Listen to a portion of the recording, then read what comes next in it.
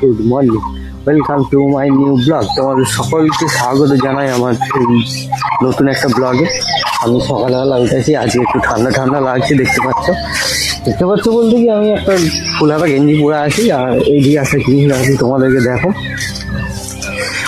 নিয়ে যাচ্ছি। এখন আছি আমি কামারশালের কাছে। দেখো এদিকে ঘেটু ফুল হয়ে গেছে, এগুলোকে জানি না তোমাদের ওইদিকে সব কী বলে, কোথায় কি বলে সেগুলো জানি না। এইখানটা দেখো কত ঘেটু ফুল হয়েছে। কিছুদিন আগে সেই ছোটোবেলায় আমরা ঘুরতাম এগুলো নিয়ে সন্ধ্যেবেলায়, এই যে ঘেটু ফুল হয়েছে দেখো। এটা ছোটোবেলায় আমরা সব যখন ছোটো ছিলাম সব বন্ধুরা মিলে এই কলা গাছের যে ছাল দিয়ে একটা ঘেটু তৈরি করতাম। সময় থাকলে অবশ্যই দেখাবো তোমাদেরকে, যখন সময়টা হবে অবশ্যই দেখাবো যে এটা কি কাজে লাগে, এটা আমরা কি করি। একটা ঘেটু করতাম, একটা লাঠি দিয়ে কাঁধেতে নিয়ে চলে যেতাম, একটা মোমবাতি ভেতরে দিয়ে চলে যেতাম, চাল পাড়ায় ঘরে ঘরে যেতাম, চাল নিয়ে আসতাম, নিয়ে এসে খিচুড়ি করতাম সবাই বন্ধুরা সবাই মিলে ছোটোবেলায়। হয়তো এখনও করে বাচ্চারা ছোটোবেলায়, এখনও যারা ছোট আছে তারা এখনও করে, নিয়ে যায় এটা তৈরি করে নিয়ে যায়। আমিও তৈরি করে দিই, যারা বাচ্চারা আছেন তাদের জন্য করে দিই, তারা নিয়ে যায়। কী গান করে জানো? ঘেটু যাই ঘোষ পাড়া, আইরে ঘেটু নোরে ষষ্ঠী কাঁধে করে। তারপরেটার বললাম না, ঠিক আছে? যারা যারা জানো তারা ঠিক মনে আছে সবাইরই, যারা ছোটোবেলায় যারা গেছো তাদের ঠিক মনে আছে।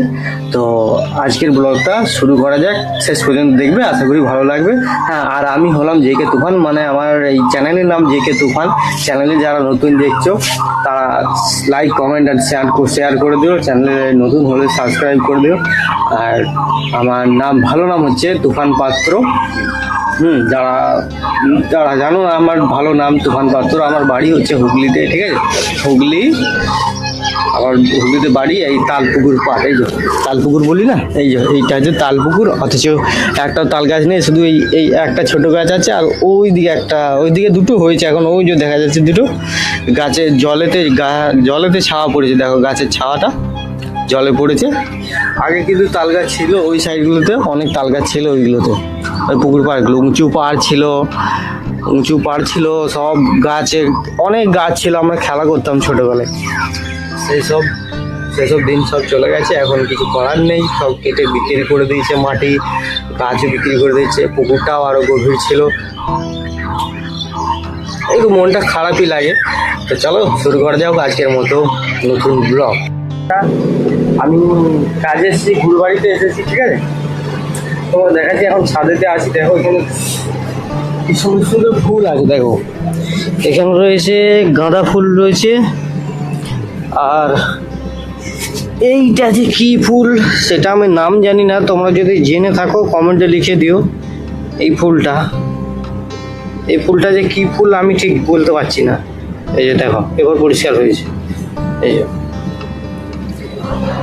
এটা কি ফুল আমি নাম জানি না, তোমরা যদি জেনে থাকো কমেন্টে লিখে দিও এটা কি ফুল।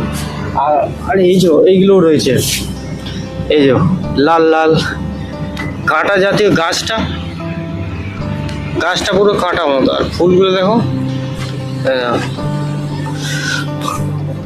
এগুলো কি ফুল বলে নামও জানি না, তোমরা যদি জেনে থাকো প্লিজ একটু কমেন্ট লিখে দিতে এগুলো কি ফুল জাতীয় ফুল।